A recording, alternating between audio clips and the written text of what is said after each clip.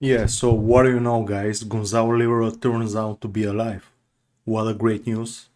I just watched his videos from the border with Hungary. It appears that he's gonna make a run for the Hungarian border and cross it and seek political asylum. And wow, I'm just so glad that Gonzalo Lira is alive. I was very surprised, very pleasantly surprised when I saw him, when I saw his videos. Contacted. From what I heard, his story, it was just absolutely amazing, absolutely insane story, man, insane story. I couldn't believe it. It was almost like a James Bond movie or something from a Midnight Express. Amazing story. The things that he went through, he was beaten in jail. He was in jail for like 9 weeks. And he got on bail before the trial, and he just decided to make a run for it because he knew that These gangs. he was gonna get sentenced anyway. So he just decided to go for broke and just try to escape the Nazi shithole that is Ukraine right now. So we don't know yet if he made the run, if he successfully escaped. We don't know so far. He posted his last post was an hour ago, claiming that he was gonna make a run for the Hungarian border and seek political asylum, but so far it's unknown what's going on. I'm gonna be following the situation very close. I mean, this guy is amazing. Ever since the war broke out, he's been one of my best sources for what's going on in Ukraine, the things about the war, the propaganda, the disinformation that is being flooded from the Western and the Ukrainian side. And this guy, he was one of my best sources, one of the islands of truth and facts and reason amongst this absolutely toxic, insane sea and ocean of propaganda and misinformation about what's going on. So yeah, Gonzalo Lira is at least alive.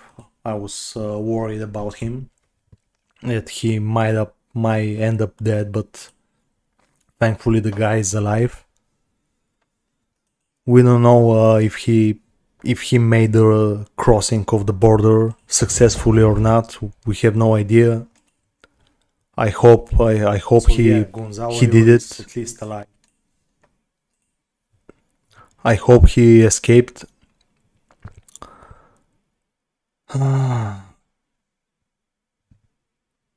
And so far, yeah, I'm just gonna track the situation and see for any developments, what's going on. This is really, really interesting and at the same time very sad. I mean, I almost cried at the end of the third video, of his third video. I almost cried. It was such a heartbreaking story. I mean, it was just insane. The emotional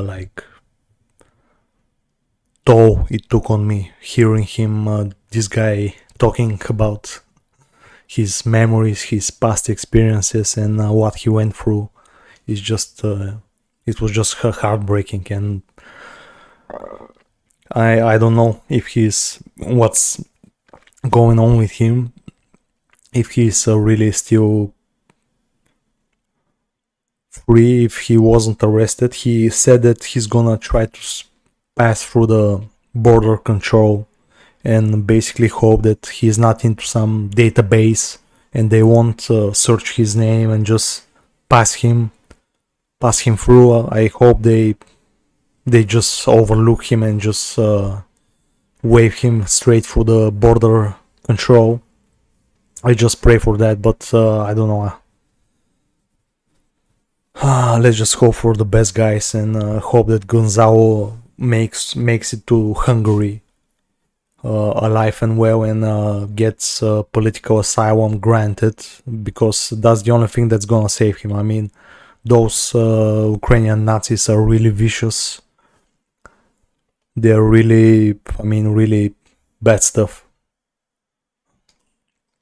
At this point, I'm just so sick of Ukraine, man. It's just insane. Wow. So yeah, he posted his charges on his Twitter account. If you don't follow him on Twitter, just make sure to head there, Gonzalo Lira, and follow him there for any developments.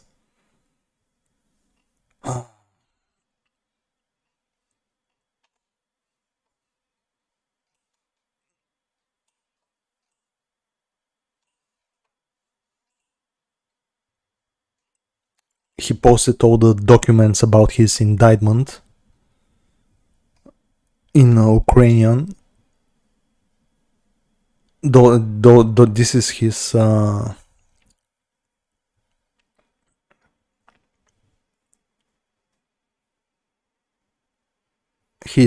accusation act. The accusation from the district attorney from the Ukrainian state, what he's being accused of. Basically, free speech. Basically, that's what he's being accused of, speaking his mind and expressing his right of free speech and just telling the truth, telling the way things are in Ukraine. That's his only crime.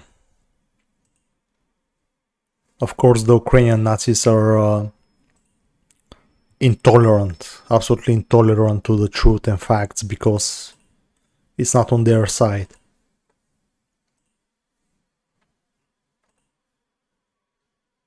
Yeah, this is in English. There is also an English version of the indictments. So for the English speaking folks, you can check what he's being accused of.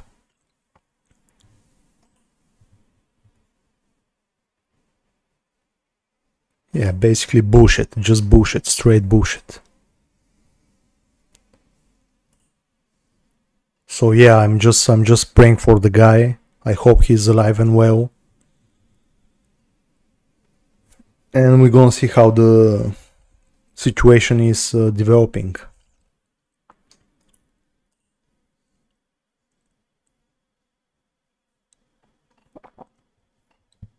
Yeah.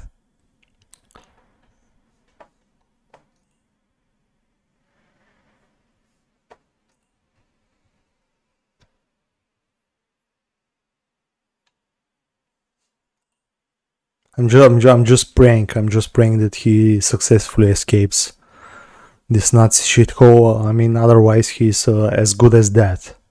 He's just gonna be dead meat.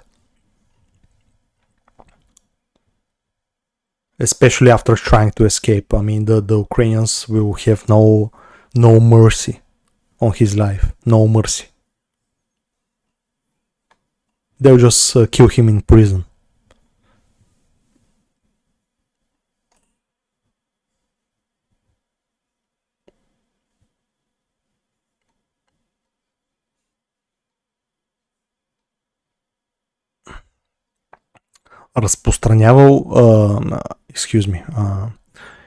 He's being charged with the production and distribution of materials containing the justification, recognition of legitimacy, denial of the armed aggression of the Russian Federation against Ukraine, which began in 2014,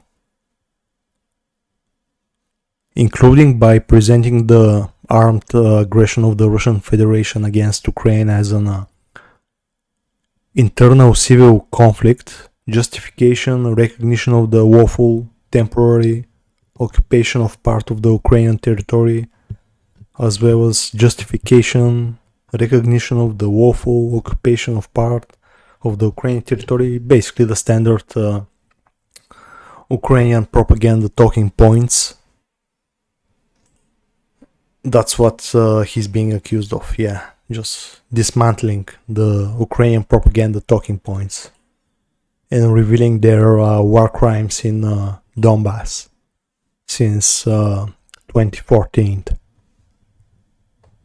Yeah, fucking Nazis.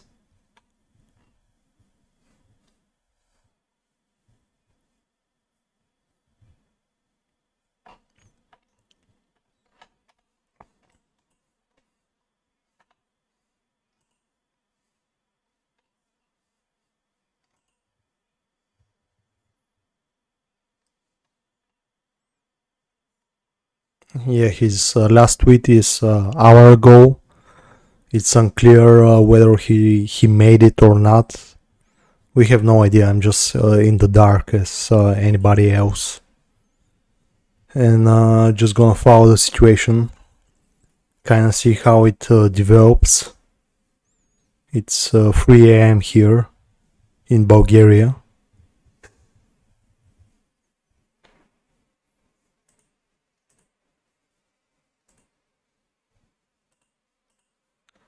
Yeah. So pray to God. I mean, pray for Gonzalo Lira, man. The guy is amazing. One thing that I pointed out in the chats during his videos was that if Gonzalo Lira goes down, we all go down. Gonzalo Lira and people like him. If we let people like him be just disappeared, like in the good old days, if we allow that right now, we are next, guys. I mean, they're coming for everyone. The fact that this is happening in the 21st century in Europe, especially in the so-called democratic, free-loving, peace-loving Ukraine, especially if it's happening there, I mean, we are seeing very disturbing campaign against anyone who is not willing to go along with the status quo, with the mainstream propaganda, with the mainstream narratives.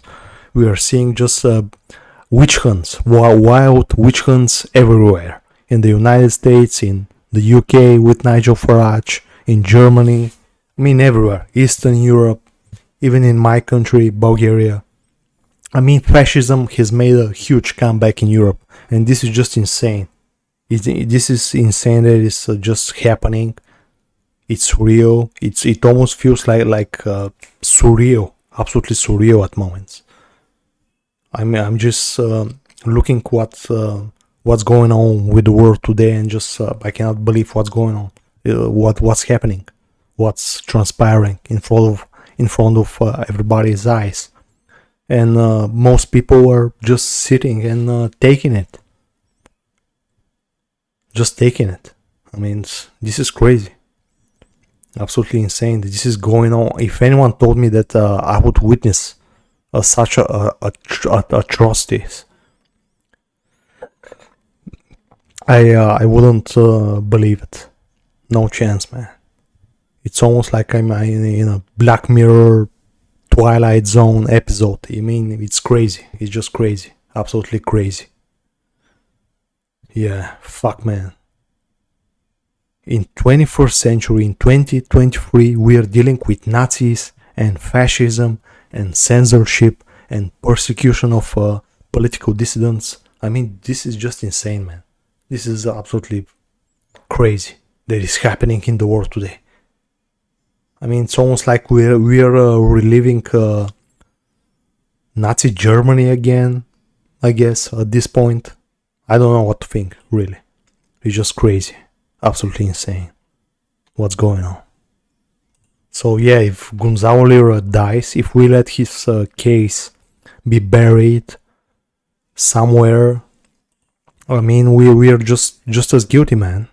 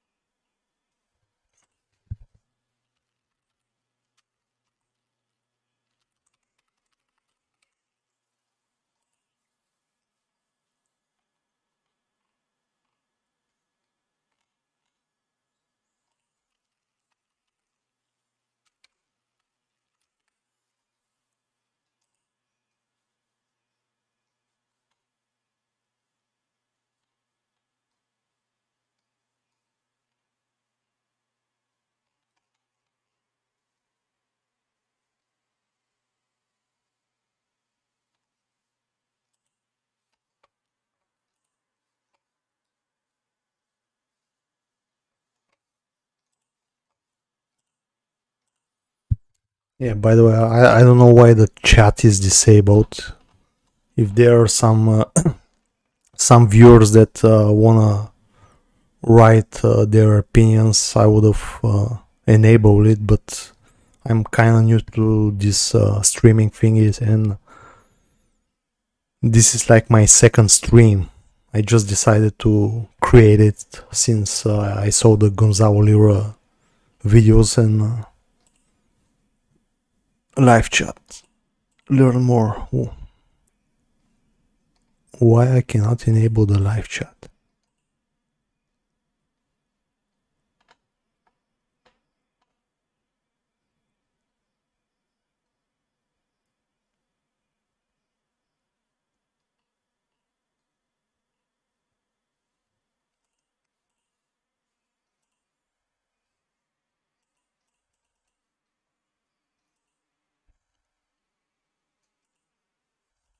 Hmm.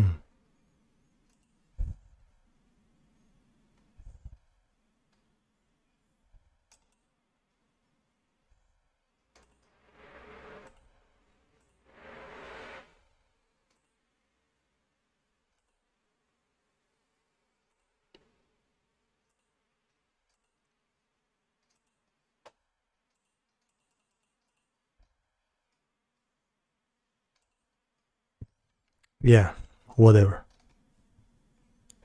So anyway, I'm just hoping that Gonzalo Lira is alive. I'm praying for him. Yeah. And see how the situation is gonna develop.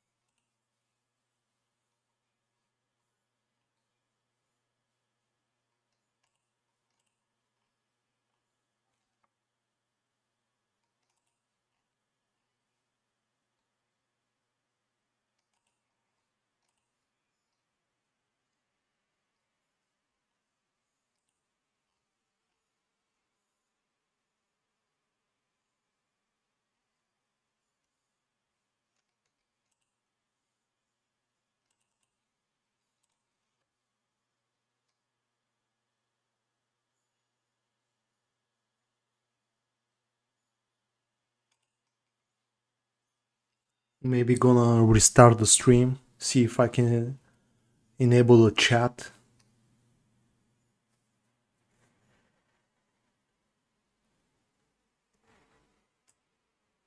Or not. I don't know. I don't know.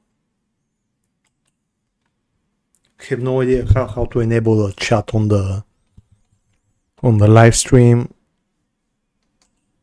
Why is it disabled? I have no idea. I'm kinda new to the streaming.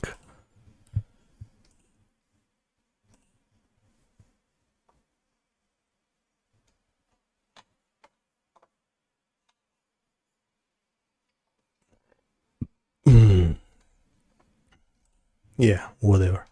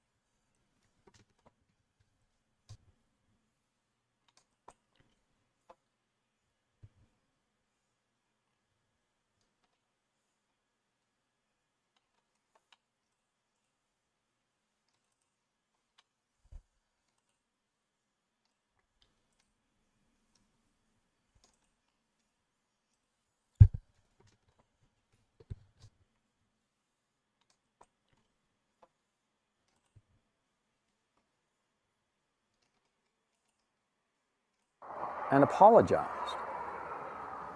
It wasn't his idea, but he had to do it, because he was a prisoner. He'd been in CISO prison for 2 years already. So you know, it's not that he wanted to do this, but that he had to do it. And, you know, I understood, you know, because that's the way it operates. Now, I'm telling you all of this so that you understand my situation. My case originally started as a free speech issue. But because of the SBU and the inherent corruption of the SBU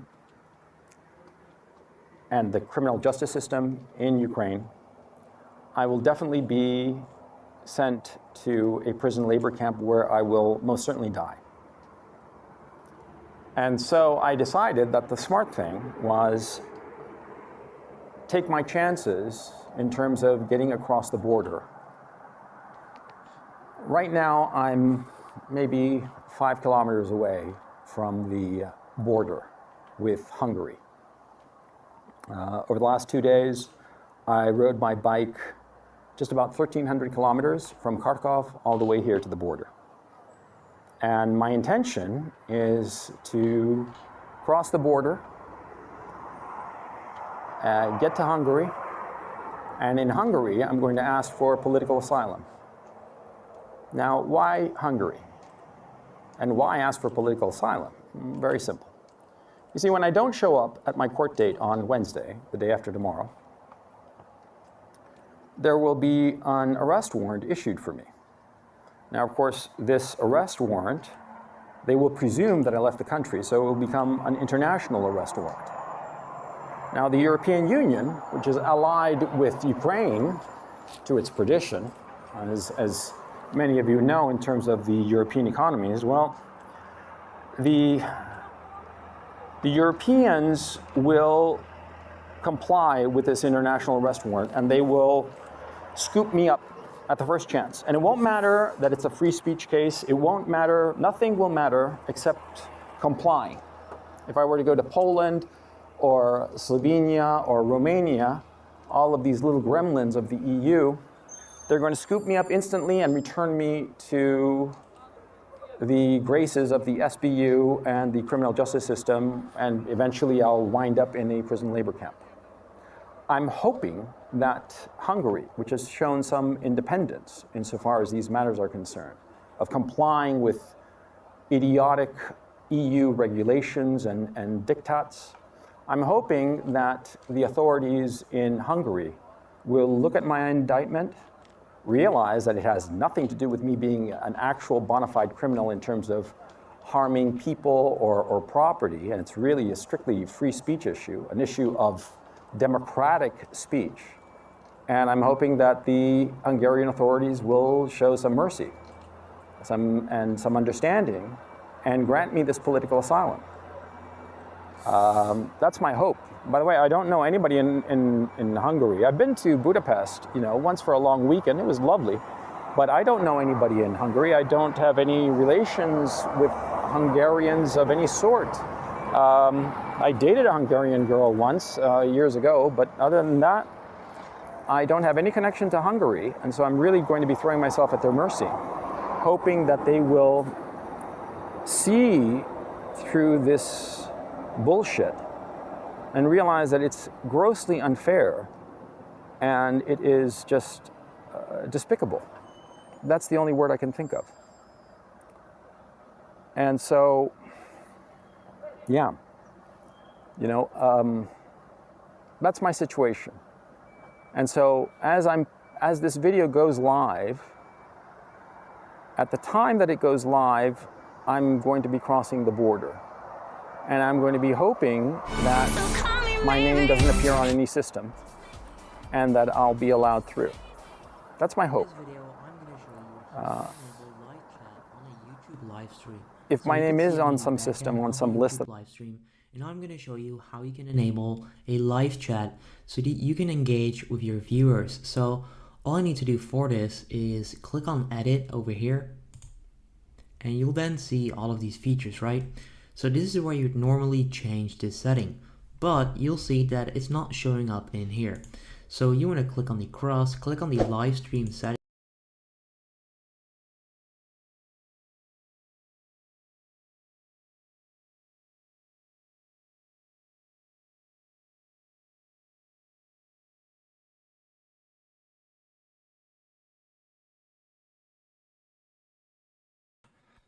So we finally solved the live chat mystery. Now the live stream shouldn't be marked as made for kids. Yeah. Wow. I'm retarded. Sorry. Sorry about that. So thanks to this guy, Konstantin Verwine. Yeah, thanks Konstantin. Thanks, buddy. By the way, how am I coming up? Not too loud, not too screechy, distorted. Yeah. Okay, testing. So yeah, Gonzalo Lira finally made it alive. Anything moves, then the cameras go on and they know exactly what's At least going on. he showed himself alive. For how long? I don't know. I'm just praying for the guy. I'm just praying for the guy that he makes it. He escapes that shithole because I know how Ukraine is.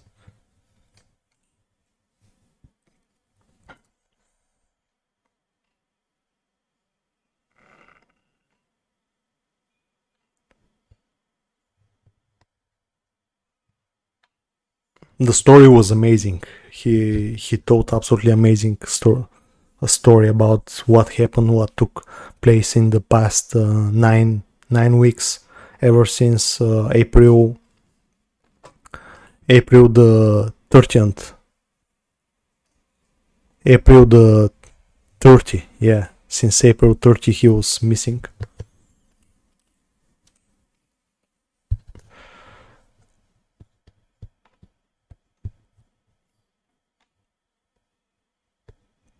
So, by the way, I think my channel is shadow banned, so I don't know how much visibility it has. I mean, pretty poor, since one guy is all watching, probably just Konstantin.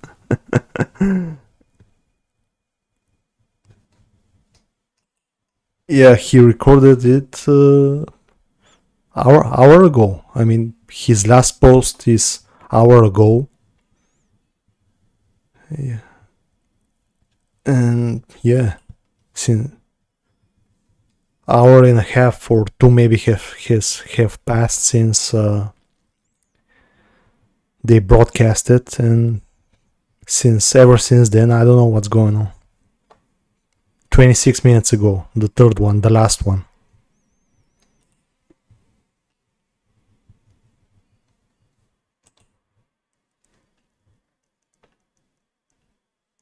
I'm just happy to see the man that he's alive, at least alive for now. I'm just so happy. This guy, he's been through some major shit. Let's just put it that way. By the way, I know Gonzalo Lira ever since the coach Red Pill days. I had somewhat of a MGTOW phase a few years back, and I was exploring that kind of content. And I know him from the MGTOW channels years ago, even before I got into politics, geopolitics, and that kind of stuff. So I know him. I even see him on some RT interviews occasionally. So I know him from long ago. I know him as a coach, Red Pill. And when actually the special military operation broke out, I was actually very surprised to see that Gonzalo was in Kiev at that time. I also had relatives in Kiev at that time, so I was really surprised to see Coach Red Pill in the middle of the war zone. I was like, what? Coach Red Pill, what the hell are you doing in Kiev, man? What the hell are you doing there? I was just basically, it was one of those weird things. Very weird out. That the last person I expected to see in the middle of Kiev, in the middle of the war zone, was Coach Red Pill. And not only that, the guy was just basically spitting mad facts about the politics, that this is just another US proxy war against Russia. This is just another lie, just like the Iraq lie, just like Libya, Syria, Afghanistan, Vietnam. Pretty much all the 50 plus wars that the United States has been involved since the Second World War. And he basically told them to the Western propagandists in the center of Kiev that were broadcasting their lies, spreading their bullshit narrative. He was basically spitting facts in front of them, and I was very worried. Then I became worried about Gonzalo, because I know I had relatives in Kiev, and I know what kind of a Nazi fascist shithole it is, and that you can get very easily in trouble for even stating the wrong opinions about stuff. And Gonzalo was absolutely crushing it. He even made some video clips from the diner, the restaurant of some hotel in Kiev, basically exposing the whole Western media propaganda narrative.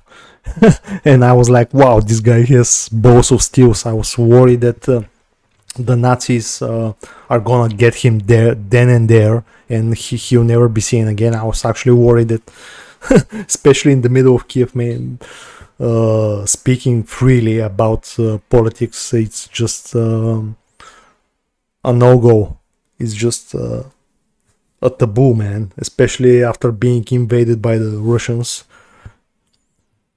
You can be executed on the street as a traitor or as a saboteur or Russian agent, whatever bullshit.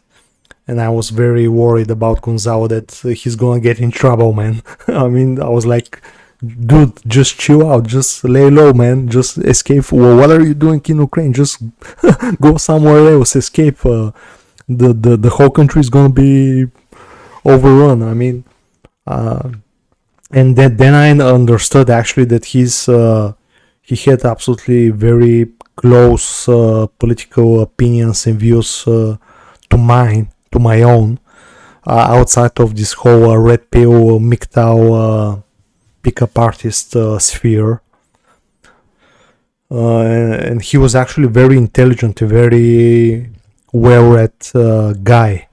I mean, the guy knew stuff about geopolitics, about politics. He was very intelligent, obviously, and I never saw that side of his before, because he didn't go into any deep stuff in his MGTOW Coach Red Pill videos.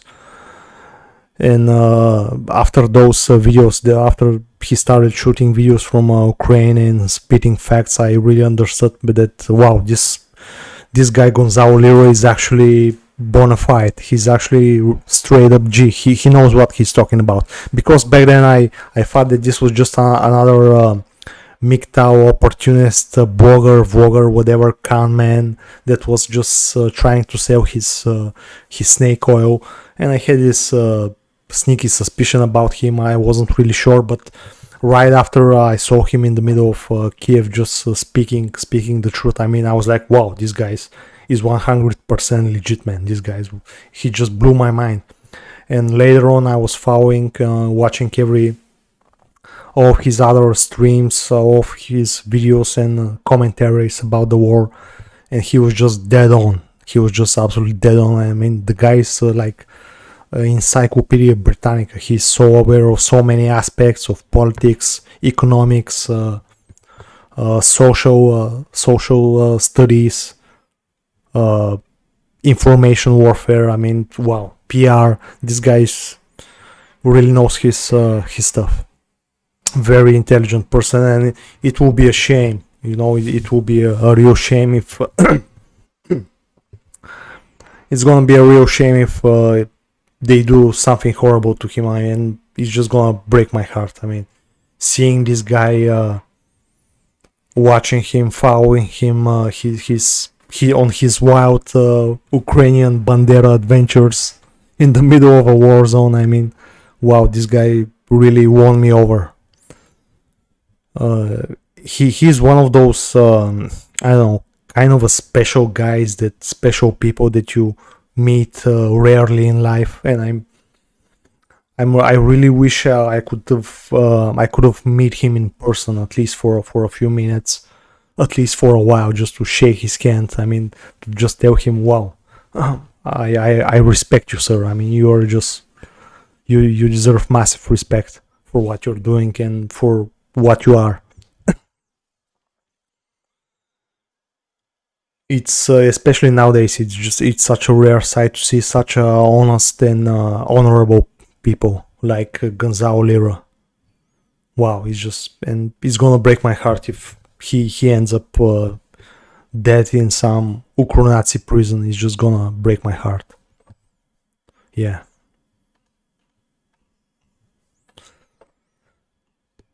Two people watching. Yeah, I have two people watching. Nice. You can say that that's a 50% increase from one people from one people watching me.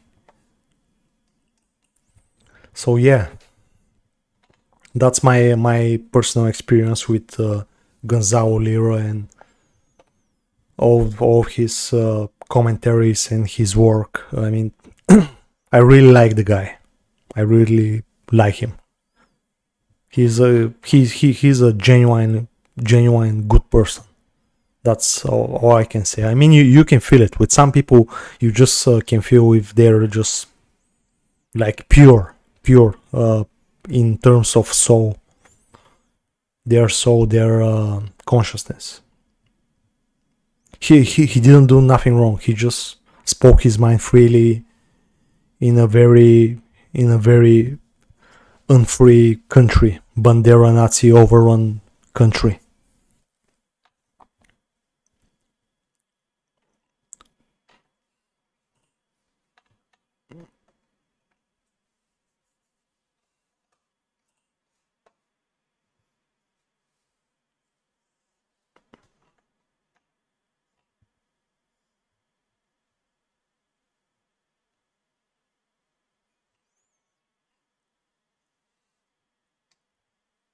I just hope he wasn't recognized at the checkpoint and arrested.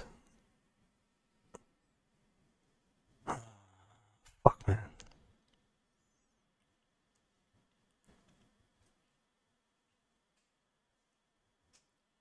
And the story that he told was just so dramatic. I mean, his story, his experience in Ukraine is like movie worth material, man. It's gonna be an Oscar bait movie. The struggle, it's basically the modern retelling of Midnight Express.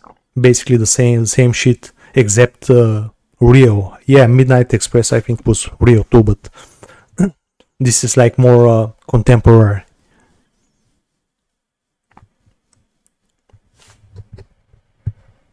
Just gonna get something to drink that my mouth is drying up from all the talking.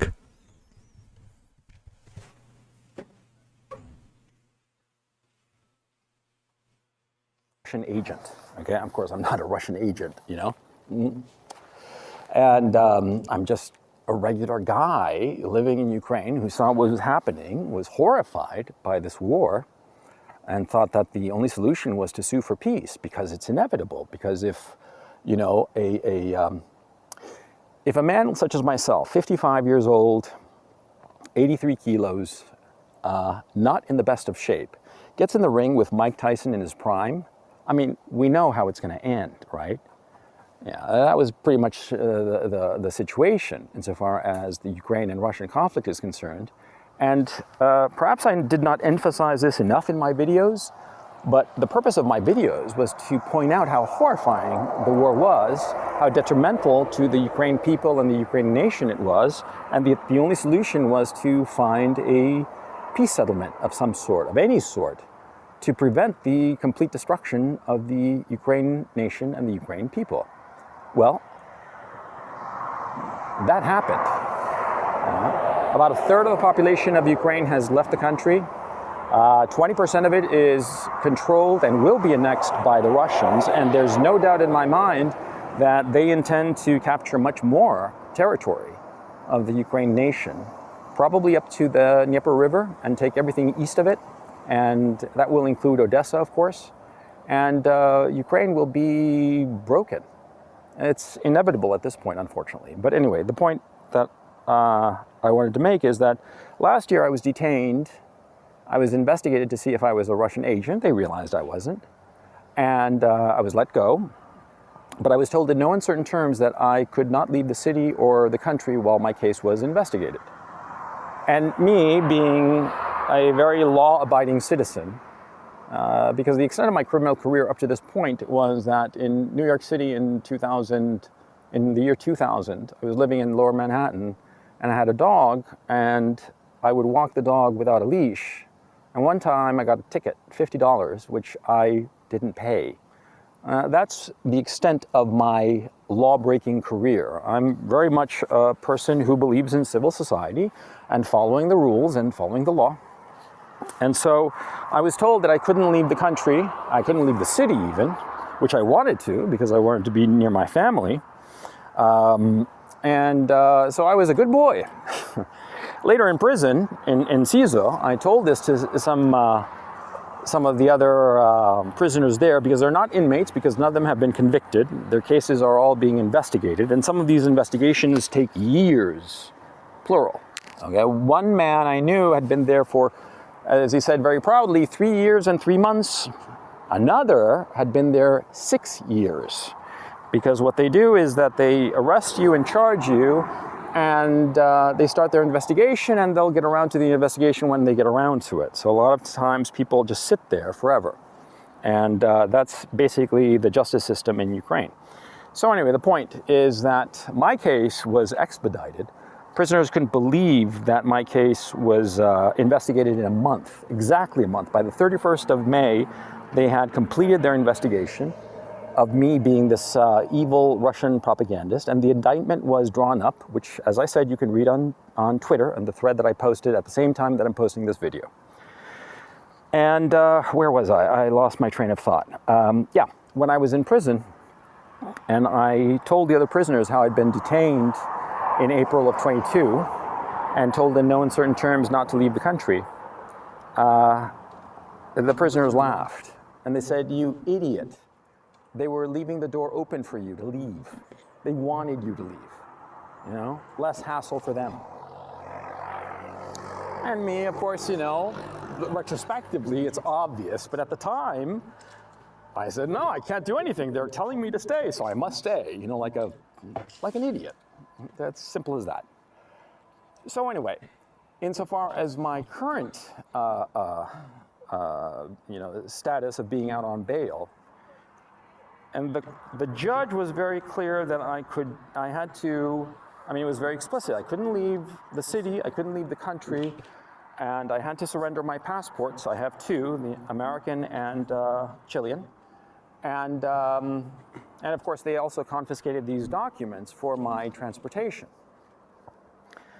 And yet, when I was released on bail, they gave me all the stuff back. They didn't put the electronic monitor, and they allowed me to keep my passports, and what's more. Hey, it's Tucker Carlson. Imagine being a 6th grade boy in the United States right now. What are you hearing at school? What are they telling you on the internet? Well, they're telling you to stop being yourself, sit still, stop joking, suppress your aggression, share your feelings, obey.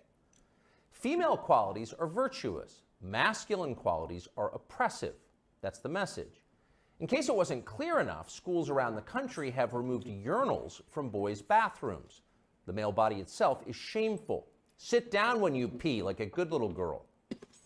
Views like this are often called feminism or woke politics, but in fact they amount to mass conversion therapy, an attempt to change the fundamental nature of people.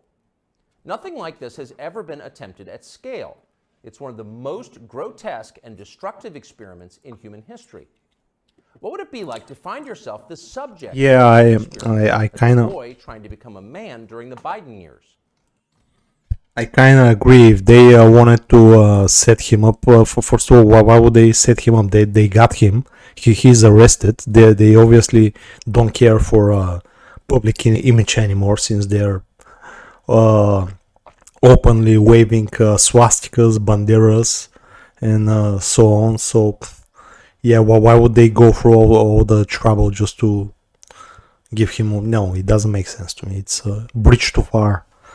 I mean, they can easily kill him in the prison. He told that he was beaten, so they could have easily killed him and just say, "Oh, the other prisoners, his cellmates shanked him, whatever." And it's not us. We have nothing to do. It was a prison brawl, a prison riot, whatever. They can come up with any story. He was killed by his cellmates for money, for whatever, cigarettes, and yeah, why would they go for all the trouble?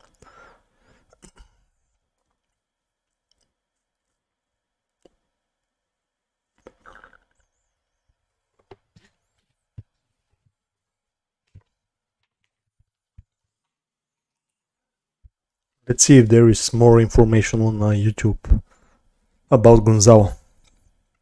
Yeah, but by the way, 3 people watching. I'm surprised the channel is shadow banned. I'm surprised that there are actually people watching this. So yeah, 2 people in the chat and watching. I'm even surprised. The channel is hard shadow banned. It's in the depths. It's in the Mariana Trench of shadow banned channels. It's if I have to be more cynical, it's where the Titanic and the Titan Ocean Gate submarine lie, and pieces of the billionaires lie. It's that deep shadow band. So yeah, I'm even surprised that some people are found the stream.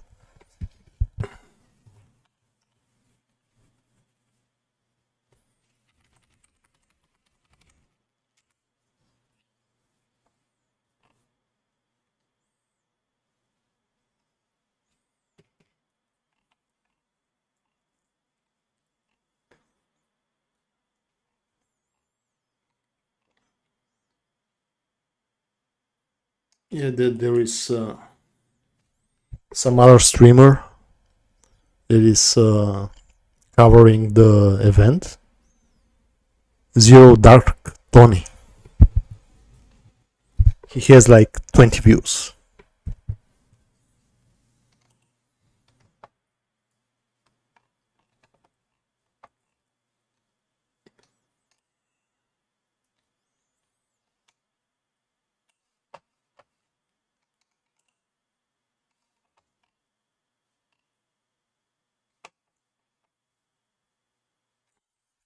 Yeah, that's exactly my point, good doggy. Gonzalo, if we let people like Gonzalo, Lira go disappear one by one, one day we're gonna disappear like that without a trace, and no one will bother for us. No one will care. That's the scary thing about fascism, Nazism. People just start disappearing one by one, and it doesn't even matter if you're a serf to the system. If you think that you're part of the club, you even at some point you may say the wrong joke, look somebody the wrong way from the establishment, and you can be ass licker, boot licker till that point, but you're gonna get taken to the cleaners too. It's a very dangerous situation. It's a very dangerous atmosphere in which no sane person would want to live in, to exist in. So that's why we gotta raise hell for people like that, for Gonzalo Lira.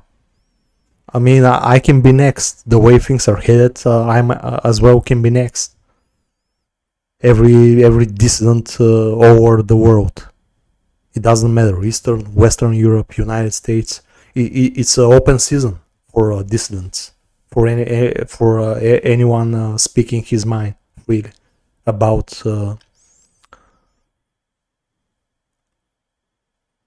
controversial topics. We got to the point where in the so-called civilized world we have no free discussion, no nothing, no freedom of speech, and that was the Western propaganda slogan that, look, we have freedom of speech, you can criticize the governments. Well, it turns out that once you get to live in the Western civilized system, it's not exactly like that. I mean, there are caveats. Let's just say there are caveats, certain norms, certain lines that your freedom has a certain borders. I mean, it's one sick joke at this point. It's one fucking sick joke. It's just hilarious. I mean, I cannot take this shit seriously anymore. The situation in Bulgaria, well, it's bad. In a nutshell, it's basically we are being propped up for the Ukraine 2.0. We are the next Ukraine. The way things were happening in Ukraine since 2014, now the same things are slowly creeping in here. The suppression of opposition, of free media, censorship. I mean, the governments are pretty much American NATO sellouts, traders. They are eager to sacrifice their own people for the American NATO globalist, whatever, satanic, pedophile, transgender, Clinton interest. I don't know at this point. It's crazy. I mean, Eastern Europe, along with Moldova, Romania, Poland, we are being propped up for the next Ukraine. With the way I see it, with the propaganda, with the insanity, it's the same thing over Eastern Europe, the Baltics. It's just, just propaganda, demonization, demonization of Russia, non-stop propaganda, escalation, provocations, and that's how things are in Bulgaria. I mean, and the thing is that's the sick thing, that those American puppets, those colonial slave elites, ruling elites here in Bulgaria actually have no support from the people, absolutely, like below 10%. I would be even surprised if they have 10% support of the population. Everybody hates them. No one wants to go to war, especially with Russia. Everyone is sick with their transgender, whatever transatlantic values. We saw those Western values, those Western freedoms. Thank you very much. And everybody is sick of it. Nobody wants none of this stuff, but they are artificially propped up in positions of power. Basically, Bulgaria, and as well as all other Eastern European client states, are being run by the American embassies and by cronies that are willing to sell out their nations and their people to the Americans. It's not even the Americans, it's just crazy, weird, satanic, pedo globalist cult like Klaus Schwab, World Economic Forum. I mean, America is going to shit as well. I mean, America is pretty much a dump. Bangladesh at this point. When you see the videos from Kensington Street, Philadelphia, whatever, everywhere, pretty much California. So everything is being turned to shit on purpose. That's my vision about things. Yeah, we are being propped up for war. For war with Russia. Yeah. Unfortunately, if we don't do something about it, if we don't rise, if we don't stop this madness, we're gonna end up like the Ukrainians. It's crazy, absolute madness.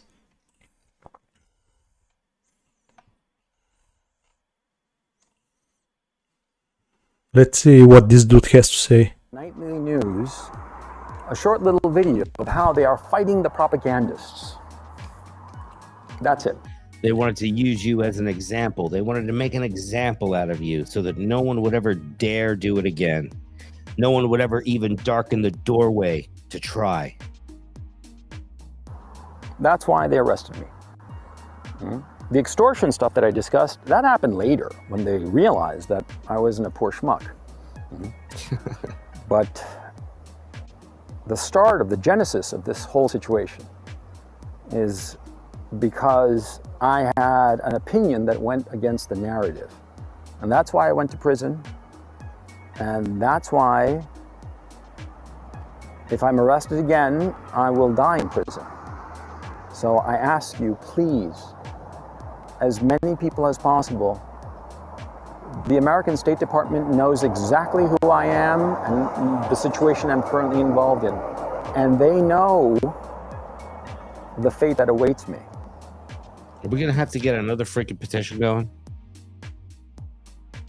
Hey, Virtuoso, cool. They know it. Are you streaming me? Are you stream sniping me right now? But that's fine if you are. Welcome. You just better tell your people to sub to my channel. Oh, no doubt. I mean, look, I had him on my show. Okay, so Virtuoso and my Serbian friend, go back. I think I pinned it at the top. Well, it's in here somewhere, but there's a link to a video called Live from the Warzone. I interviewed Gonzalo a year ago here on my channel.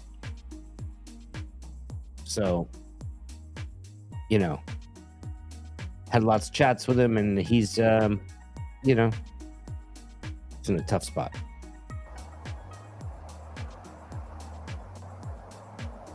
You know, they have that saying that, I forget the wording exactly. You know, I'm a little stressed out, as you can imagine, but they have that saying that people are fundamentally good, but for evil to triumph, all you need is the Good men to do nothing. indifference of good people. Mm-hmm. Please don't be indifferent to my fate.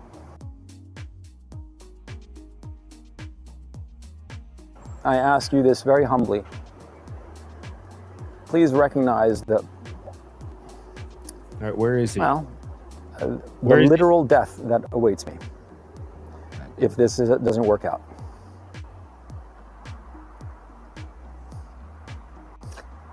Understand what's going on.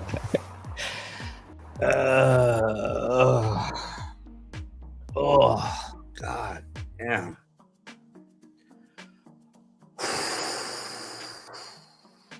Wow. Yeah, so this guy, Zero Dark Tony, he's streaming about Gonzalo. He said that he actually interviewed Gonzalo some while back. I haven't seen his channel before, Zero Dark Tony. Never heard of him before, but he's also, he said that he was interviewing Gonzalo Lira.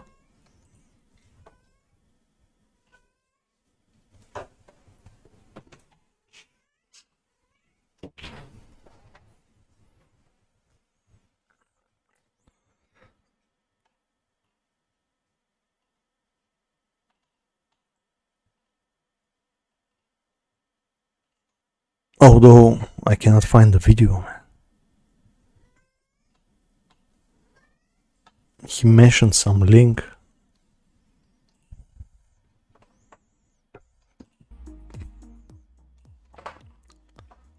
He was arrested, I believe it was in May, by a whole armed strike team from the Ukraine SBU. Now, when I had Gonzalo on my channel, which you'll find in the Live from the Warzone video that is here. Live. Yeah, Gonzalo Lira. No.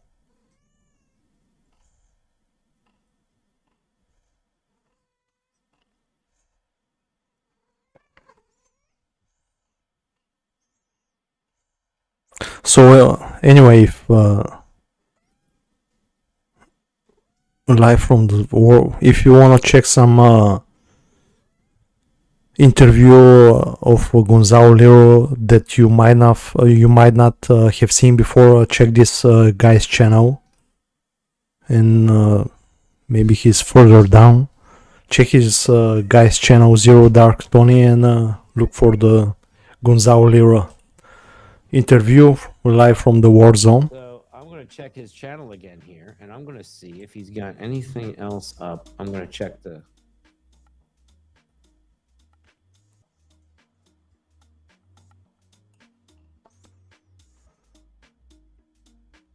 Yeah, as the man said, if Gonzalo Lira goes down, we all go down. Twitter. It's crazy. see if he.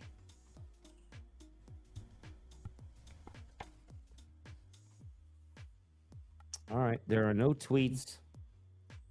His last tweet was 2 hours ago.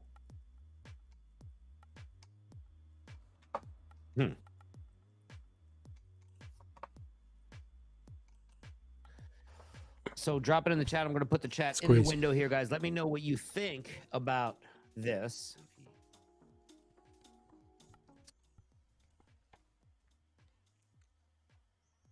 All right, there are no tweets. Thanks for the subscribe, good doggy. This channel can definitely need some subscribes. I've been covering I've been covering the whole crane thing since it started, and that's like more than a year, and my channel barely got to 200 subscribers, which is absolutely subscribe, good doggy. This channel can definitely need some subscribes. I've been covering I've been covering the whole crane thing since it started, and that's like more than a year, and my channel barely got to 200 subscribers, which is absolutely subscribe, good doggy. Yeah, but by the way, I just noticed now that I'm talking too close to the mic and it's distorting, so bear with me. Just testing the levels. So yeah, for more than a year and a half, I barely got 2,000 subscribers, and it's a shadow ban channel. I'm exposing the whole and covering the whole crane debacle ever since it started, and giving my political commentaries in Bulgarian, of course. It's for the Bulgarian audience, for what is going on here. Otherwise, I originally started this channel as a music producer. I uploaded my tracks, my remixes. I was into EDM, producing EDM music. If you're into that kind of stuff, you can check some of my tracks. I hope they're not too terrible.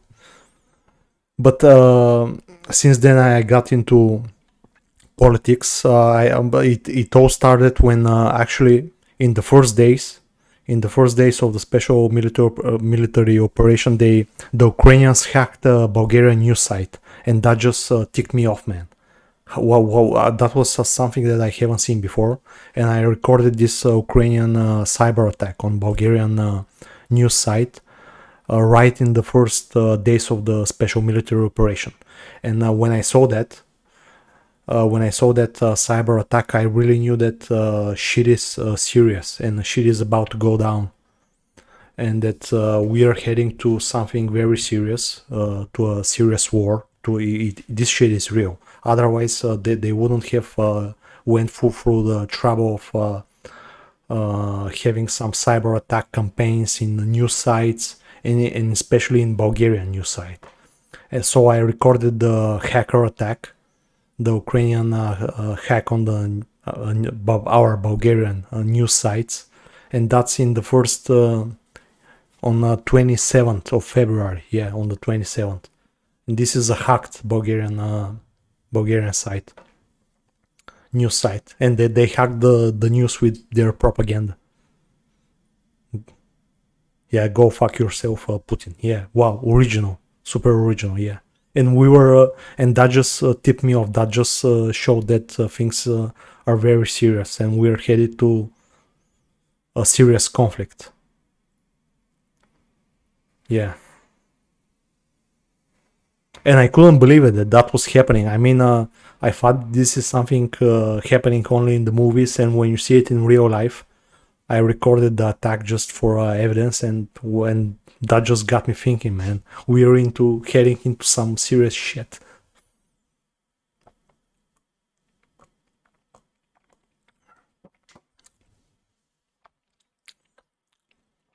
Yeah, hack attack.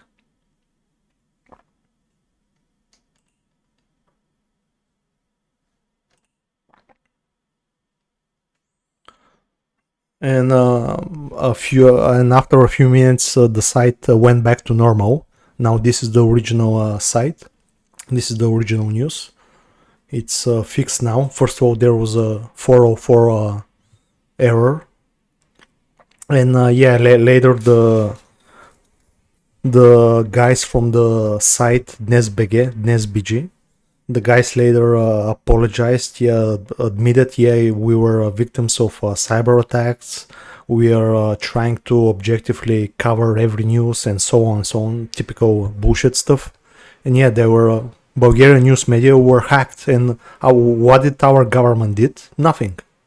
And I'm cursing here this vile creature Ursula von Leyen, this bitch. So anyway, yeah. And that was in the 27th of February. And ever since then, I decided, well, I'm just gonna cover that stuff because it's because it's interesting. I just want to have a journal of what's going on, really, of what is transpiring, exposing the lies, the disinformation, the lies. So yeah, that's what I've been doing for the past year and a half. And after I saw Gonzalo Lira live, I was just like, wow, man. I was very happy, and hearing his story, his tragic story, his drama, I really, it got me to tears, man. Talking about his life, and this is life or death situation. I mean, it's, I don't know what's going on. We don't know what's going on with him, really. What's his condition? What's transpiring? We don't know. I'm just hoping for the best. Because that Gonzalo Lira was our insight inside Ukraine. What was going on? He was one of our most valuable sources of information of what is transpiring on the field. Yeah.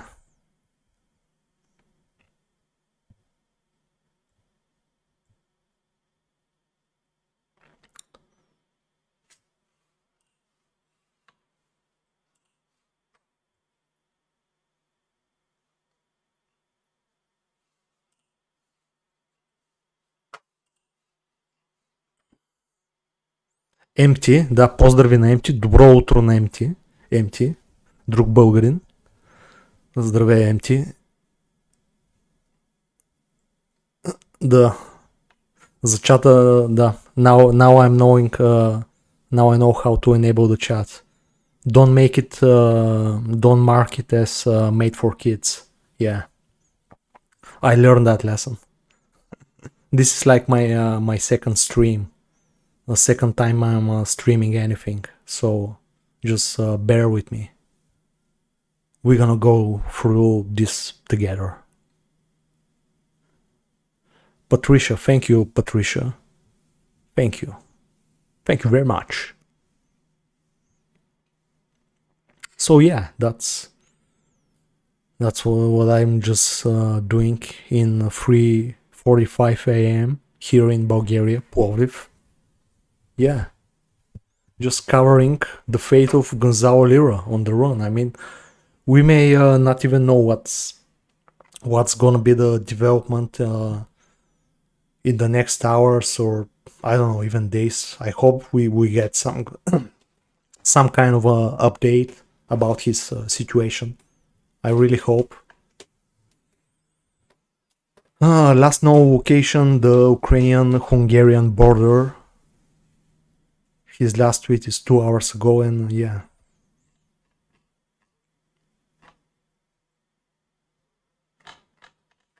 Gonzalo, just pray for Gonzalo.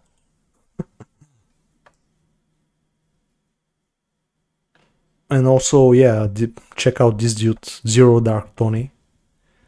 He's obviously a dissident as well. We gotta support each other. He has interviews with Gonzalo Lira. And yeah, that's it.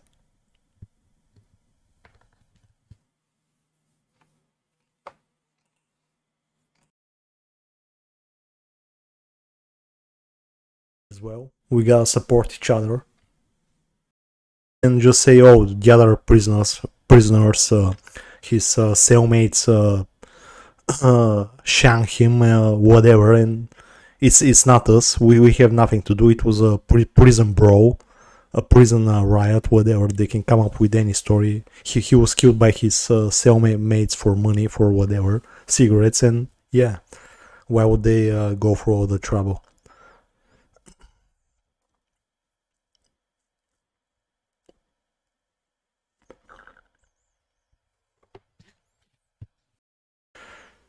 So everything is being turned to shit on purpose. That's my vision about things. Exactly like that. I mean, there are caveats. Let's just say there are caveats. Certain norms, certain lines that your freedom has a certain borders. I mean, it's one sick joke at this point. It's one fucking sick joke. It's just hilarious. I mean, I cannot take this shit seriously anymore. The situation in Bulgaria, well, it's bad. In a nutshell, it's basically we are being propped up for the Ukraine 2.0. We are the next Ukraine. The way things were happening in Ukraine since 2014, now the same things are slowly creeping in here. The suppression of opposition, of free media, censorship. I mean, the governments are pretty much American NATO sellouts, traitors. They are eager to sacrifice their own people for the American NATO globalist, whatever, satanic, pedophile, transgender, Clinton interest. I don't know at this point. It's crazy. I mean, Eastern Europe, along with Moldova, Romania, and Poland, we are being propped up for the next Ukraine. With the way I see it, with the propaganda, with the insanity, it's the same thing over Eastern Europe, the Baltics. It's just, just propaganda, demonization, demonization of Russia. Non-stop propaganda, escalation, provocations, and yeah, that's how things are in Bulgaria. I mean, and the thing is that's the sick thing, that those American puppets, those colonial slave elites, ruling elites here in Bulgaria actually have no support from the people, absolutely, like below 10%. I would be even surprised if they have 10% support of the population. Everybody hates them.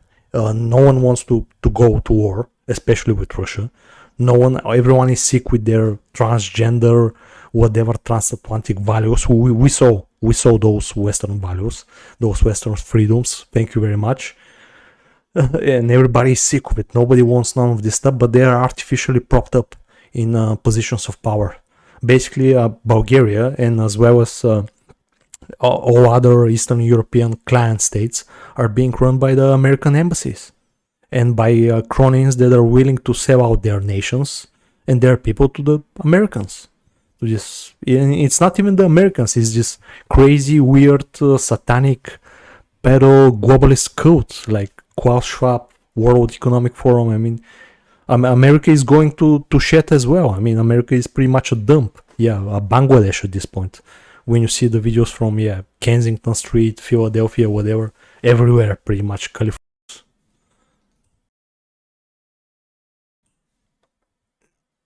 So all other Eastern European client states are being run by the American embassies. And I was just checking the audio from the microphone to just set up the correct position and not be distorted. I was speaking very close to the mic, so sorry about that. Was just checking the audio, how is my voice. So yeah.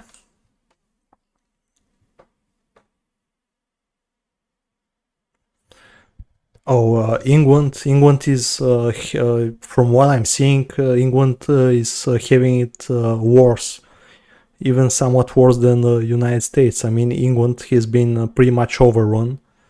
the local native population is gonna be pushed out by immigrants.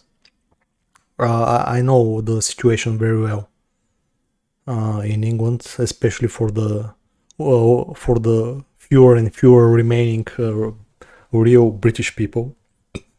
They see very well to what swamp has turned England. Knife attacks in London. I mean, gangs. Pretty much the same in the USA. Total lawlessness and yeah, also rampant pedophile rings, kidnappings from Pakistani gangs of English kids, especially English young girls. So yeah, England is nothing to envy about.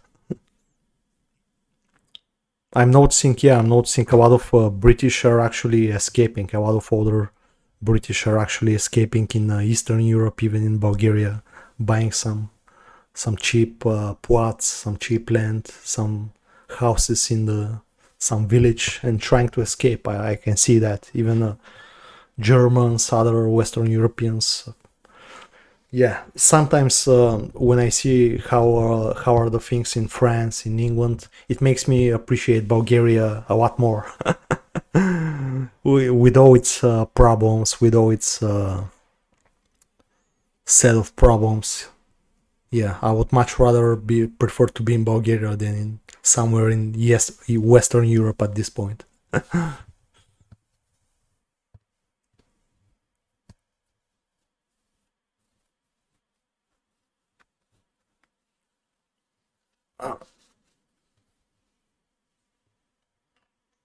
Gonzalo.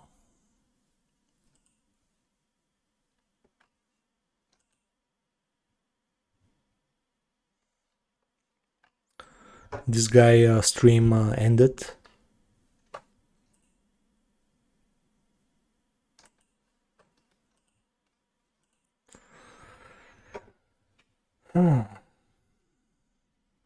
So yeah, that's lately I've been thinking about a lot of stuff about the ongoing situation in the world and this whole new world order stuff, this so-called conspiracy theories.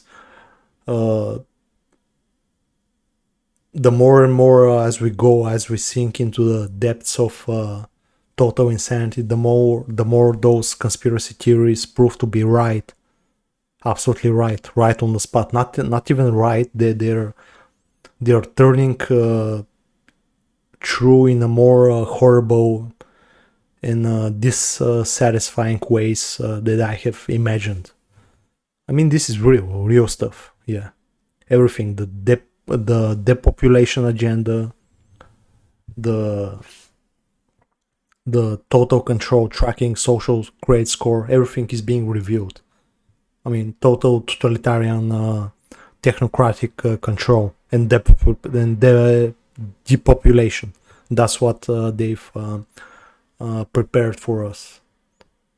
That's what they got in store for us, unfortunately. If we don't stop it, I mean, it started with it's actually an ongoing program for decades at this point, but it really kicked in with the whole COVID fake demic with the vaccines. That was another big one that I don't know how people even allowed it. I was just amazed. That was total insanity what transpired during the so-called pandemic and the so-called vaccines. I mean, how did we allow it? They turned us into clowns, literal clowns, humiliated us, and on top of that, they just stabbed us with a deadly jab.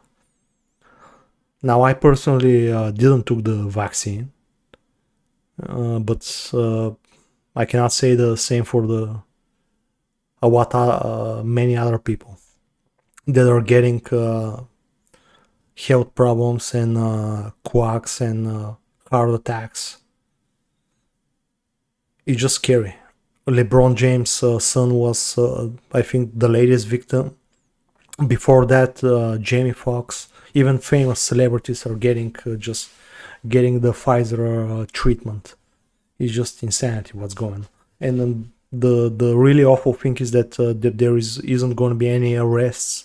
Fauci, the World Health Organization, are gonna go free. They just slaughtered, they just killed millions of people. They committed one of the greatest genocides in human history, and they're just gonna ride free. It's amazing, absolutely amazing. For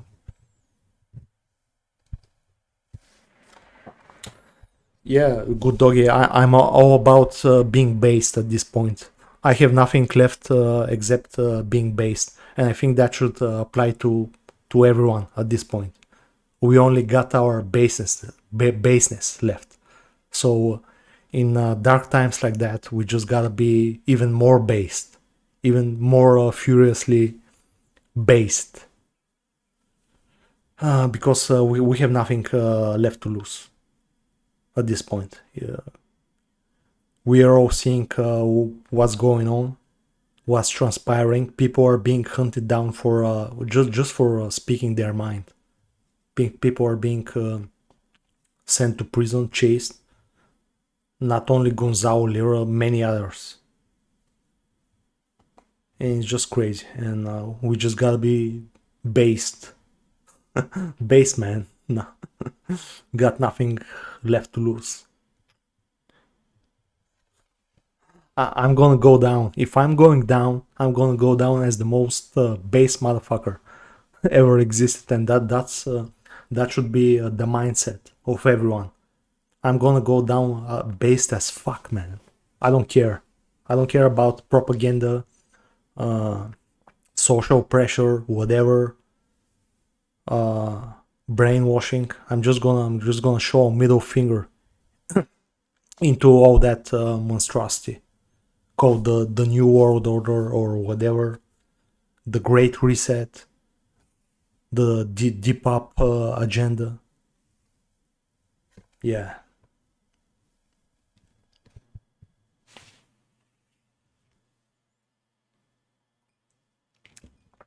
Yeah, that's the thing, Patricia. That there is a front line. You cannot cross because the way to Russia is pretty much front line.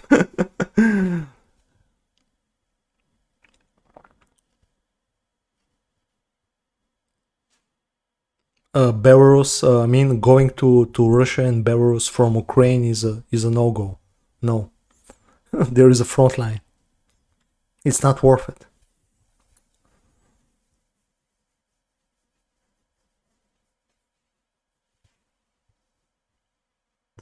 I think what he could have done best, you know what? But I would have suggested the Transnistria, this part of Moldova that is being held by Russia, but I guess that it's the border with Transnistria is also pretty heavily militarized.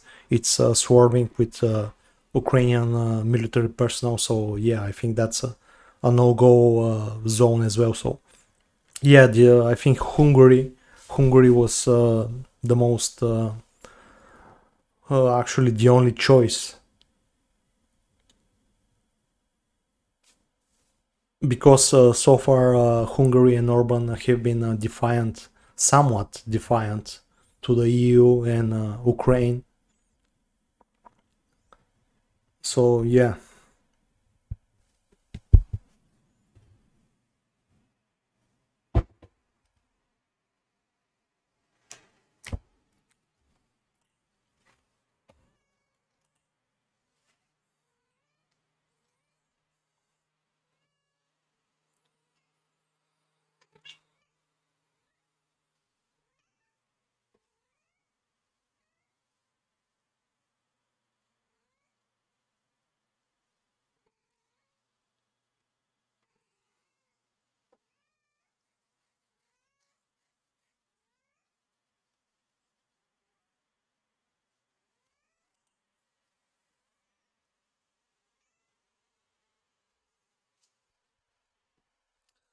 Yeah, yeah, that's the other thing that corruption is pretty rampant in Ukraine, and you can pretty much buy your way through anything, but I don't know.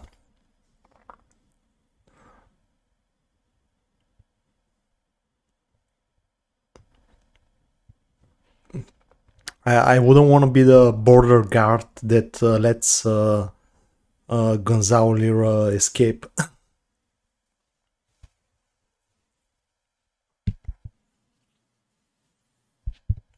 Yeah, he maybe has the so-called fixers. As far as I know, he doesn't know any Russian or Ukrainian. He doesn't speak the language there. He only knows English and Spanish, and that's it. So he definitely maybe needs a translator, fixer. I don't know.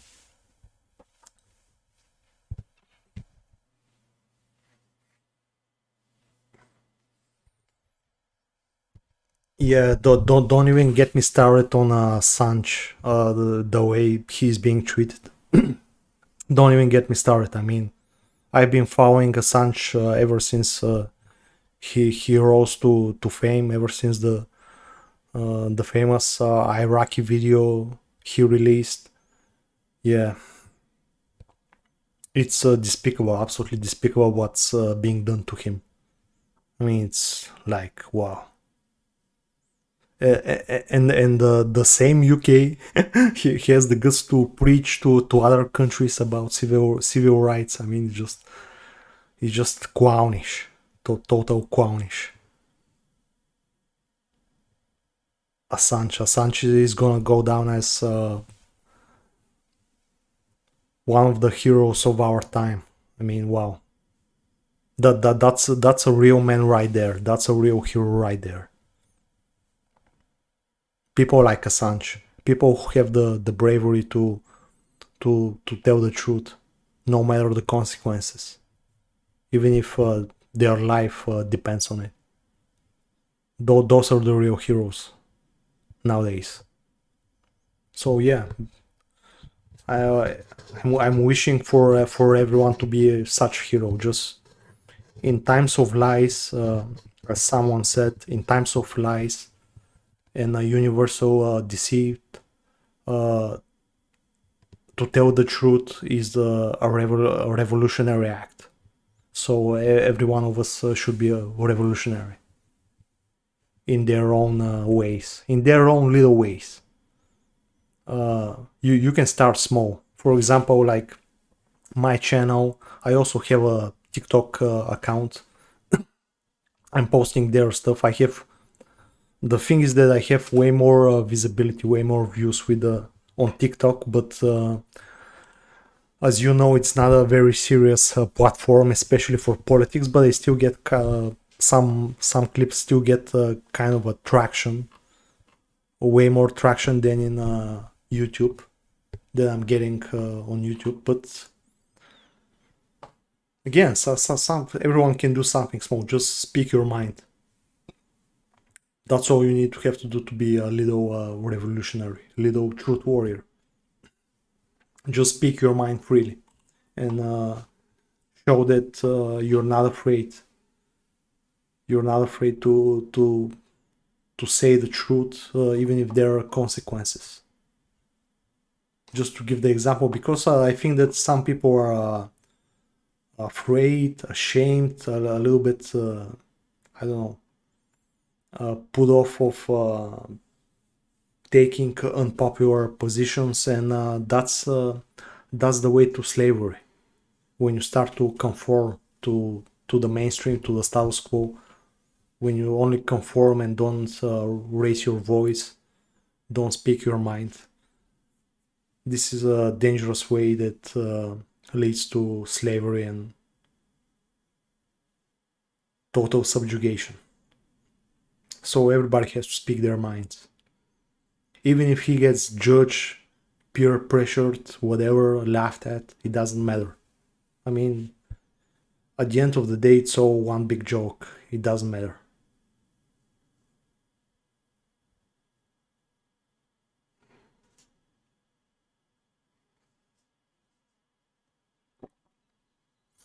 Yeah, well, same here. almost the majority of people don't buy the official narrative about Ukraine, about the COVID. I mean, people know, but we are the silent majority. That's the thing. We know, but we are the silent majority, and we still allow some very small niche minority to do whatever they want. That's the irritating thing. Yeah, everybody knows that they are lying us about Ukraine, COVID, the pandemics, about everything. Nobody trusts the mainstream anymore. The mainstream has run its course. But it's just that people are passive. They just want to live their lives. They just want to go on a vacation, have fun, buy stuff. Yeah, enjoy the life. And in that regard, they're just selling their freedom in long term for some short term pleasures and comfort. And that shouldn't be the case.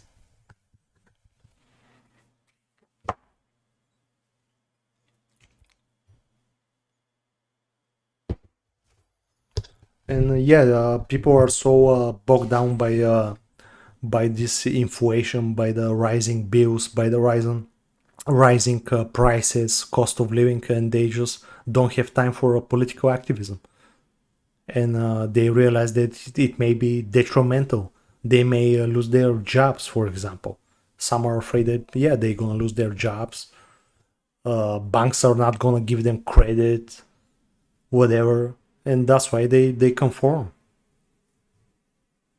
and are afraid to speak out.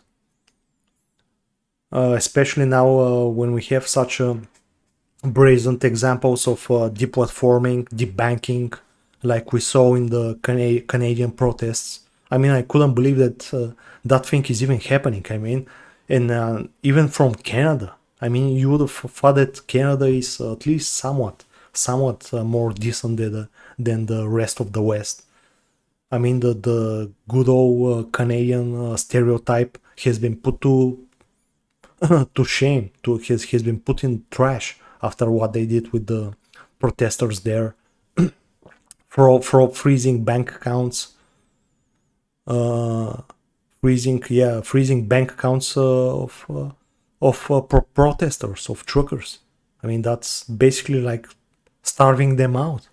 It's Nigel Farage was debanked a few weeks ago. I don't know what's the development with his case. I think he maybe reached some kind of settlement with the banks.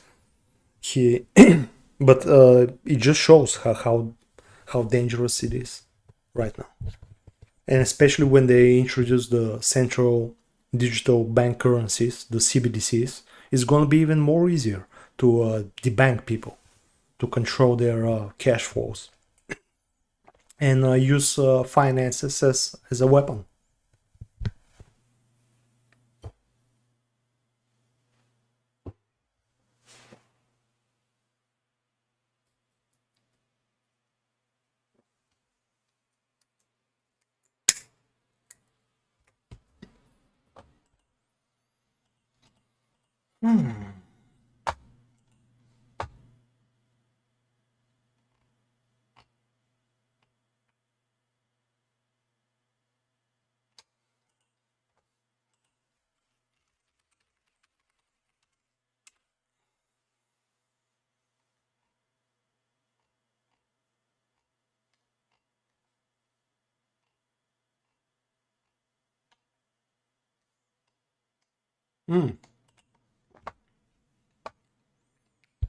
Yeah, by the way, I also want to recommend this YouTuber, this guy, Emil Kosman. He's a Romanian. He's a neighbor living in the United States. He's been giving very nice, interesting commentaries. I also recommend him. And let's see what he has to say about Gonzalo Lira right now. It will be interesting for me to hear him.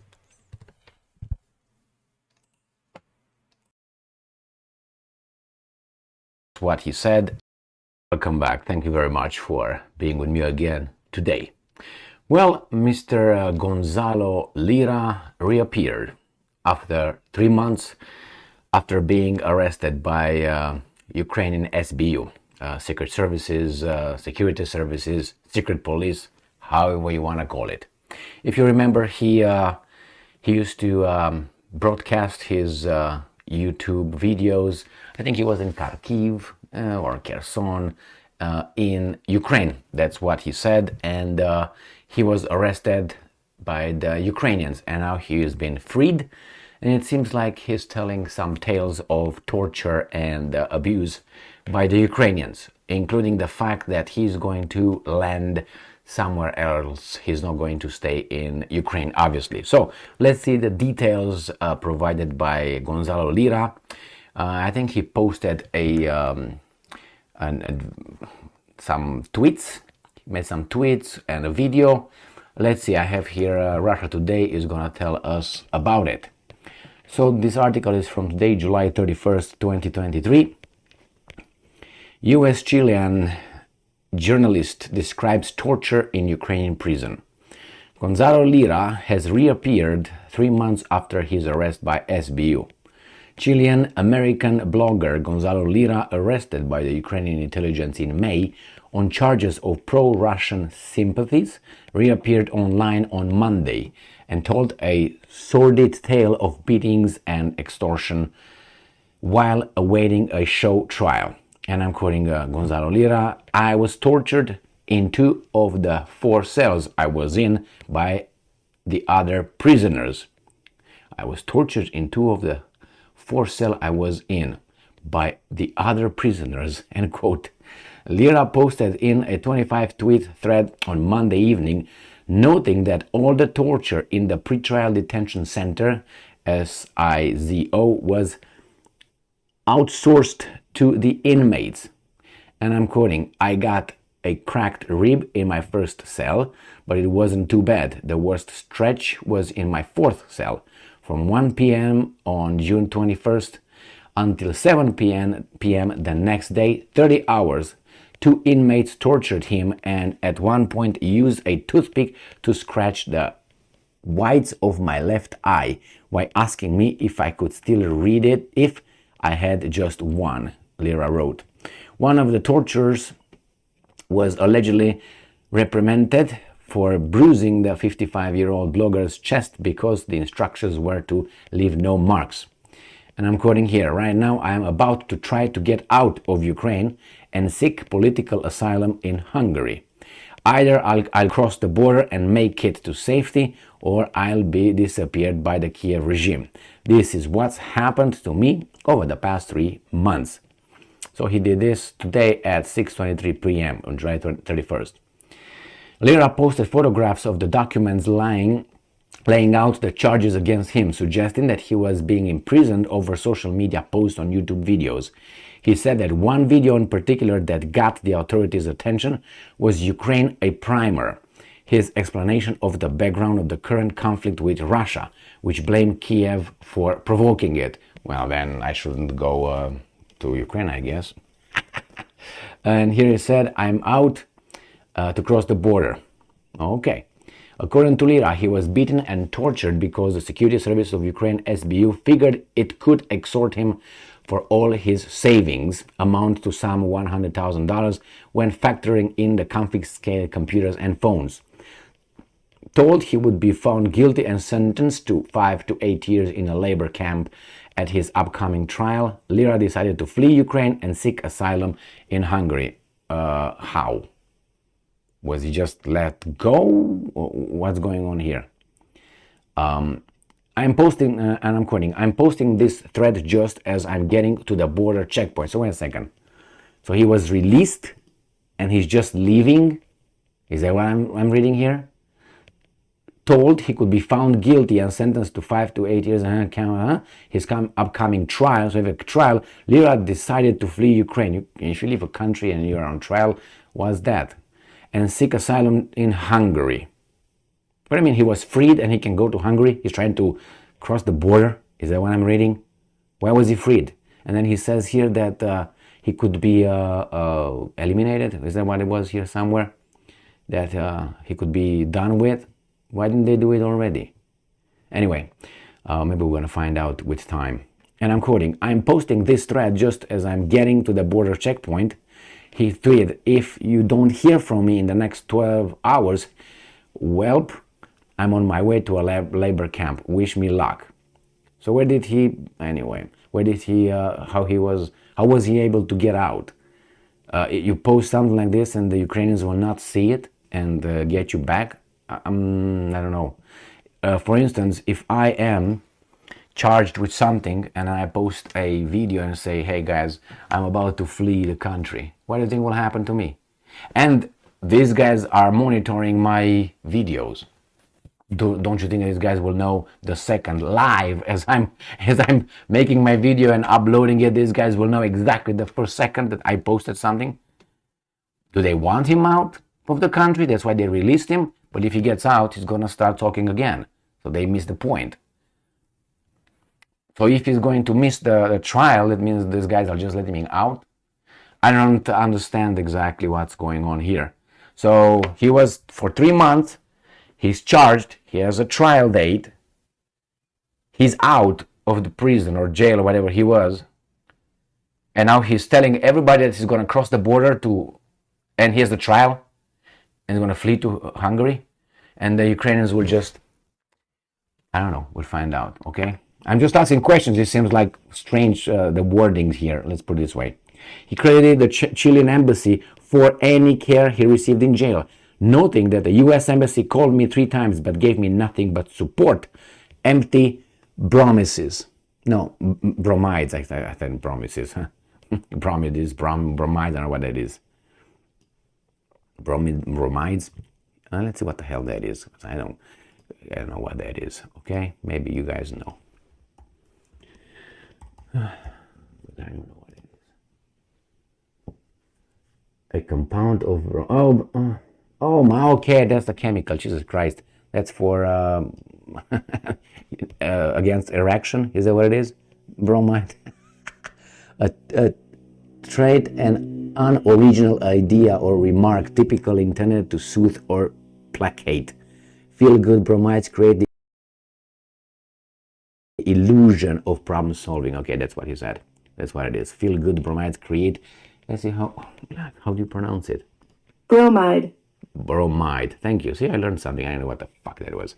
So that's just illusion of solving the problem. Bromide. Okay. So, but support empty bromides. End quote. He also suggested that the U.S. would extradite him back to Ukraine because acting Deputy Secretary of State Victoria Nuland, that we know, and I'm quoting, hates my guts, or so I'm told, end quote. The SBU detained Lira on May 1st, accusing him of producing and distributing materials justifying the armed aggression, end quote, of Russia. A judge ordered him to stay in jail pending trial. The first time the SBU detained Lira in April 2022, he was released without charges after a week, presumably due to public pressure. So here is the arrest here, but I still don't understand how this is possible here. But maybe he's going to tell us someone is going to tell us, because what I understood, and if I understood it wrong, it's my mistake. He's out of jail right now. So he made videos, but he's awaiting trial. So he was released by these guys back into Ukraine, so he can make the video and say, I'm going to run to Hungary. So if you don't hear from me in 12 hours, that means that they got me. He made the videos. Anyway, the fact is, he's got he came out and he is out, that's for sure. Now, I don't know where exactly they held him and what happened to him for the past 3 months, but I don't think whatsoever that he should have been imprisoned in the first place. And if remember when the basketball player was given that 9.5-year contract in Russia, the United States did everything possible, sold their mothers, children, and I'm talking about the politicians, to get that person back in United States. He is a Chilean and American citizen, and according to him, nothing happened. I don't know. Nothing happened. Those guys bromide, okay, or bromade. All right, my friends. So we'll find out from him and from others, obviously, if he's alive and is doing well. As I said, he should not have been arrested in the first place. Yes, you can get a visit, even though I don't think he would have earned that level to be visited by the guys and, hey, what the hell are you doing in the first place? But if he was, why was he held 3 months in captivity?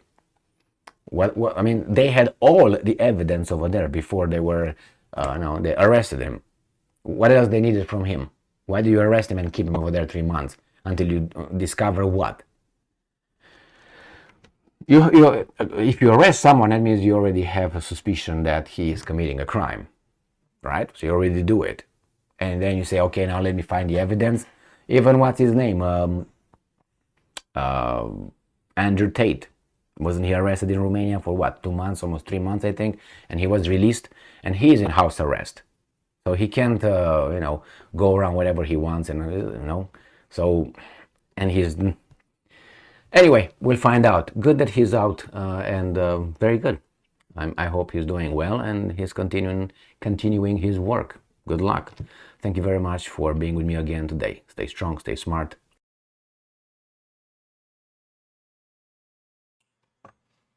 Yeah, so that was Emil with his 2 cents. It's just nice to hear a different perspective. You don't have to agree with anyone else. I just like to hear all different perspectives, collect as much as information as I can, and just to draw my own conclusions. So I'm taking every aspect and viewpoint into account to make my own personal conclusion.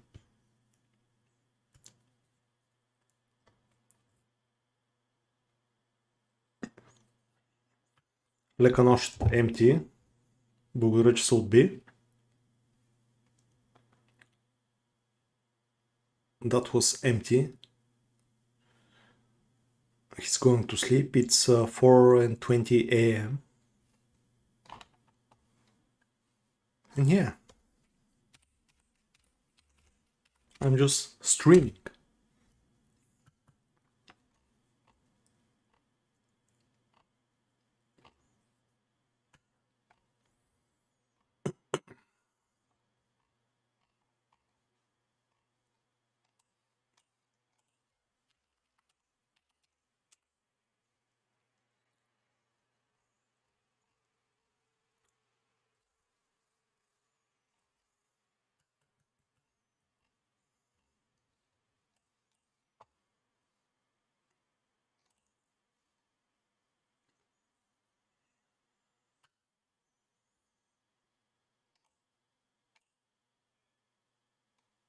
My only stream. It shows up in the search.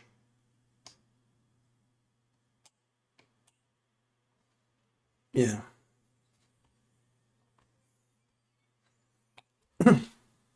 Well, so far we don't know. We just don't know.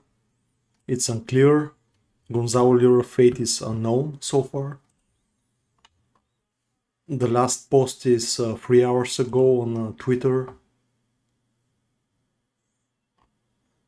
And yeah, we have no idea what's going on at this point. Just waiting to see how the situation will develop. Now, have in mind, we may not have any news for 4 hours, maybe even days, who knows, weeks. He might disappear again. I hope not, but we don't know.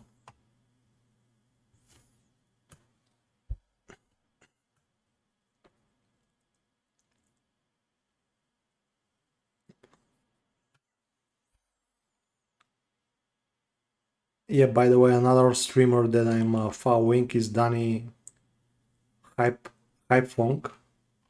He's having a live with Scott Ritter right now.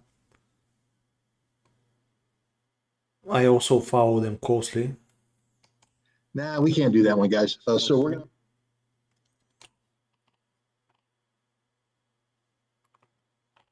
Yeah, I respect Scott Ritter. He even gave interview to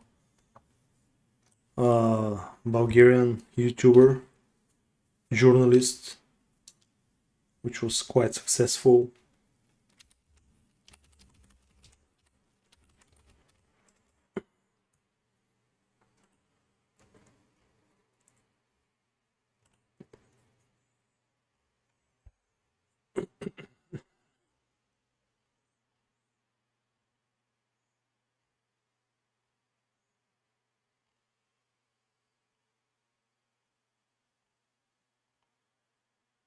Yeah, Scott Ritter and Martin Karbowski.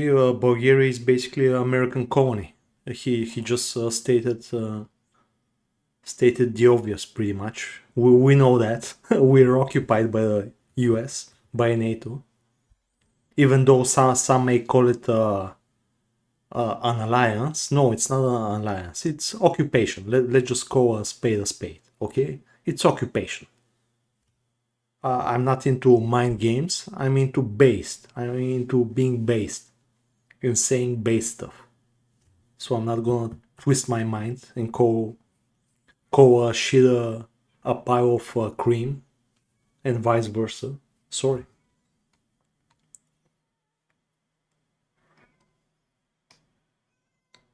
Yeah, you can watch the interview on Martin Karbowski channel with Scott Ritter.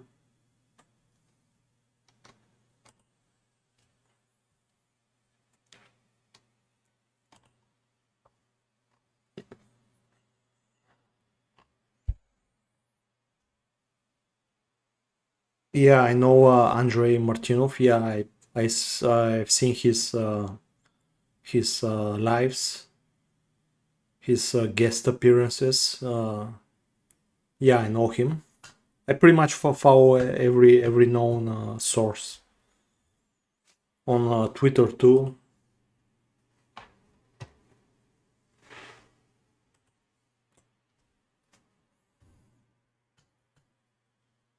Base squad.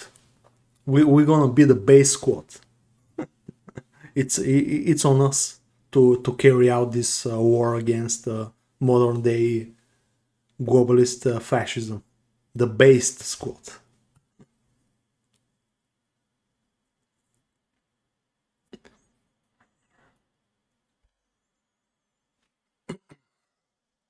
Yeah, I guess that was his plan, but I don't know what transpired. We don't know what transpired.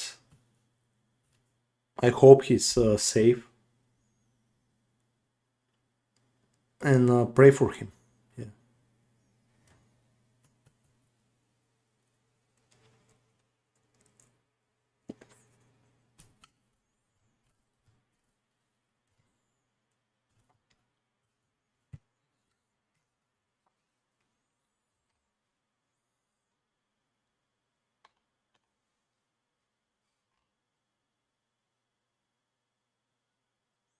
Yeah, that's also a thing. Yeah, too much information. I understand you very well. What you mean? I get overwhelmed too. I get overwhelmed too. But that's just there's no other way to withdraw the essence of what everyone is saying and just compile your own model of what is taking place, of what is going on. I'm not saying that you should trust blindly anyone, not Scott Ritter, not anyone, not even me for that matter. Yeah, but yeah, just trying to have as many viewpoints as possible.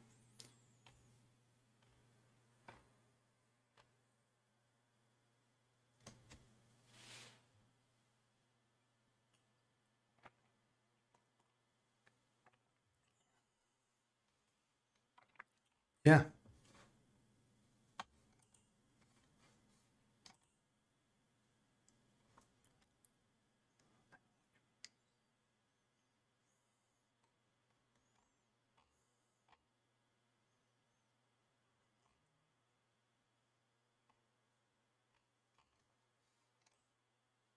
Free Gonzalo.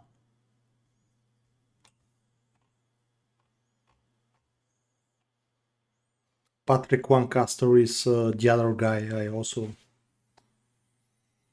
look.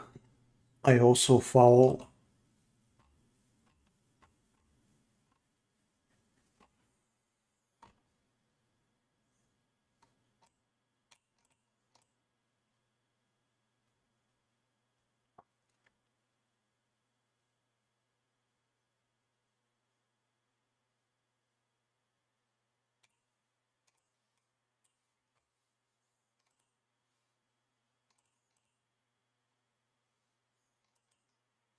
Gonzalo Lira on the run, man.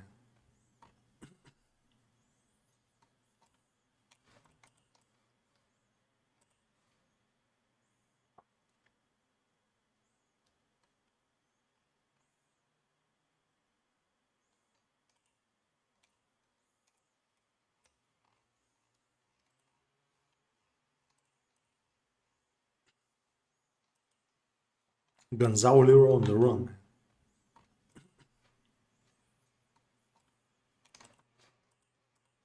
This is me, by the way, with my fuck not t-shirt.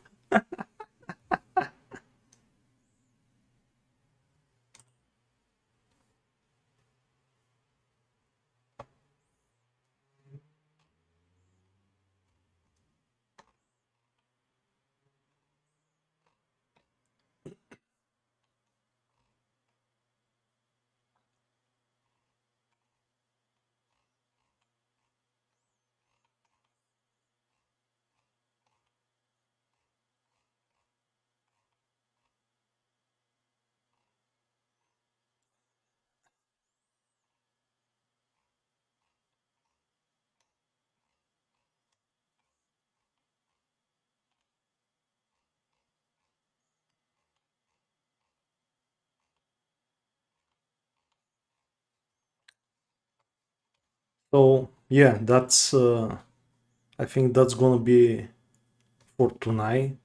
For tonight, guys.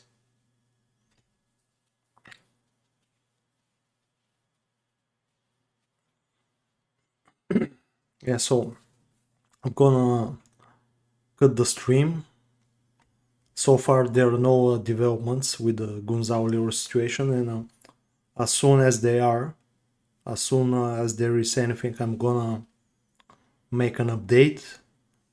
Maybe start to make some English-speaking content to reach more global audiences and people are around the world, like-minded people around the world. Yeah, because so far I'm doing only Bulgarian content about Bulgarian politics and for Bulgarian audiences. But thank you for joining. Thank you for subscribing. And I'm gonna, yeah, update the situation. Konstantin, good doggy. Thank you guys. Fox,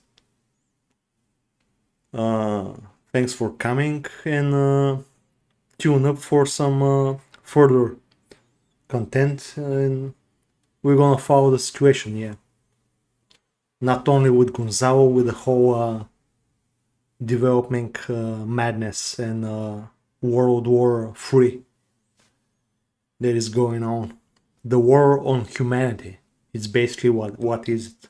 It's one big giant hybrid warfare by humanity.